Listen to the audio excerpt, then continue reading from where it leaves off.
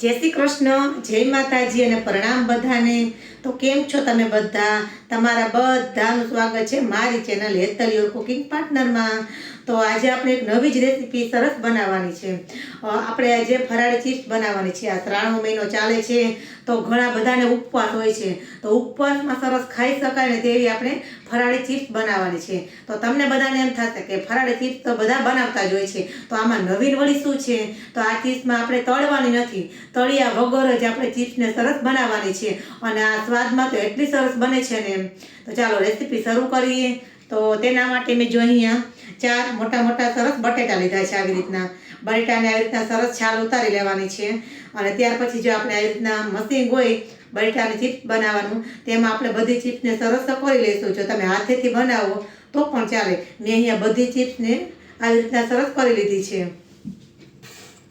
ત્યાર પછી ચિપ્સને આવી રીતના મેં સરસ 2 થી 3 વખત ધોઈ લીધી છે, જેથી કરીને આપણી ચિપ્સમાં જે કચરો હોય તે બધો સરસ નીકળી જાય અને સરસ ક્ષાર બધો નીકળી જાય અને સરસ ચોખ્ખી થઈ જાય। એટલે 2 થી 3 વખત તમારે આવી રીતના સરસ ચિપ્સને ધોઈ લેવાની છે।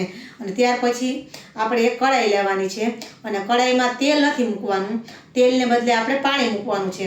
તો આપણે મેં જો કઢાઈમાં અહીંયા પાણી લીધું છે અને પાણી ગરમ થાય ને ત્યાર પછી આમાં આપણે 1 ચમચી જેટલું મીઠું નાખવાનું છે અને અડધી ચમચી જેટલો હળદર નાખવાનું છે। ત્યાર પછી આપણે બધી ચિપ્સ છે તે આપણે તેમાં નાખી દઈશું અને ચિપ્સને આપણે બાફવા માટે મૂકી દઈશું। આપણે ચિપ્સ બફાઈ જાય ત્યાં સુધીમાં આપણે તેનો મસાલો બનાવી લઈએ। તો જો મેં કઢાઈને અહીંયા સિંગદાણા લીધા છે, સિંગદાણાને આપણે સરસ શેકી લેવાના છે। આપણા સિંગદાણા સરસ ધીમા તાપે શેકવાના છે, જેથી કરીને તે બળી ન જાય। જો સિંગદાણા સરસ આવી રીતના શેકાઈ જાય ને પછી આપણે એક પ્લેટમાં લઈ લેવાના છે અને ઠંડા થાય ને પછી આવી રીતના આપણે તેના ફોતરા ઉતારી લઈશું। ત્યાર પછી મેં અહીંયા લીલા તીખા મરચાં લીધા છે 2। ત્યાર પછી તેમાં આપણે અડધી ચમચી એટલું જીરું નાખીશું અને જે શેકેલા સિંગદાણા હતા તે વાટકી 1 સિંગદાણા નાખીશું અને ત્યાર પછી આપણે આમાં સ્વાદ પ્રમાણે મીઠું લઈશું। મીઠું આપણે ચિપ્સમાં નાખેલું હતું એટલે થોડું ઓછું લેવાનું છે। અડધી ચમચી જેટલી ખાંડ નાખી દઈશું અને અડધી ચમચી જેટલા સફેદ તલ નાખી દઈશું। ત્યાર પછી આ બધાને આપણે ખાંડી અને એકદમ સરસ ચટણી જેવું સરસ તૈયાર કરી લઈશું। જો તો આપણી મરચાંની એકદમ સરસ ચટણી સરસ તૈયાર થઈ ગઈ છે। હવે આપણે જે ચિપ્સ છે તેને જોઈ લઈએ કે તે બફાઈ ગઈ છે કે નહીં। તો આપણી ચિપ્સ એકદમ સરસ જો બફાઈ ગઈ છે। હવે આપણે તેને એક કાણાવાળી જારી હોય તેમાં આપણે ચિપ્સને સરસ કાઢી લઈશું। તો જો મેં આવી રીતના સરસ ચિપ્સ કાઢી લીધી છે। હવે આપણે એક વાસણમાં લઈ અને તેમાં આપણે થોડો બધો મસાલો નાખવાનો છે। જે મરચાંની ચટણી તૈયાર કરી હતી તે નાખી દઈશું।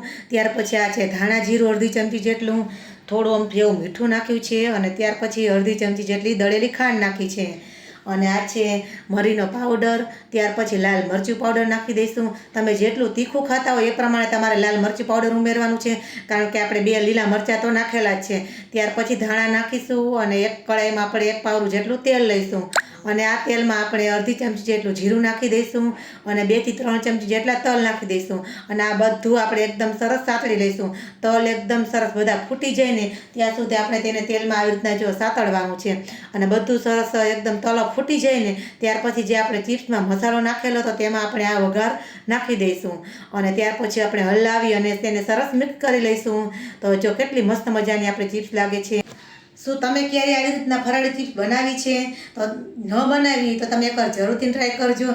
હજી આપણે આ ચિપ્સમાં લીંબુ નાખવાનું તો રહી જ ગયું છે, તો ચાલો આપણે આમાં થોડો લીંબુનો રસ નાખી દઈએ। તો મેં અડધું ફાડું જેટલો લીંબુનો રસ સરસ નાખી દીધો છે અને પાછી આપણે ચિપ્સને હલાવી અને સરસ મિક્સ કરી લઈશું।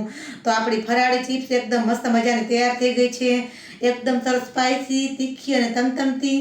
તમને જોતા જ મોઢામાં પાણી આવી જશે। તો તમે બધા પણ આ શ્રાવણ મહિનાના ઉપવાસમાં એકવાર આ ફરાળી ચિપ્સ જરૂરથી બનાવજો, તમને બધાને ખૂબ જ પસંદ આવશે। અને તમને આ રેસીપી કેવી લાગી તે કોમેન્ટમાં જરૂરથી જણાવજો। જો આમાંથી થોડી પણ સારી લાગી હોય તો વિડીયોને લાઈક કરજો, તમારા ફ્રેન્ડ સર્કલમાં શેર કરજો અને મારી ચેનલને સબસ્ક્રાઈબ કરી દેજો, જેથી કરીને હું તમને બધાને સરસ થેન્ક યુ કહી શકું। ચાલો ફરી પાછા મળીશું એક નવી જ રેસીપીમાં, એક નવા વિડીયોમાં। ત્યાં સુધી બધાને જય શ્રી કૃષ્ણ, પ્રણામ અને જય માતાજી।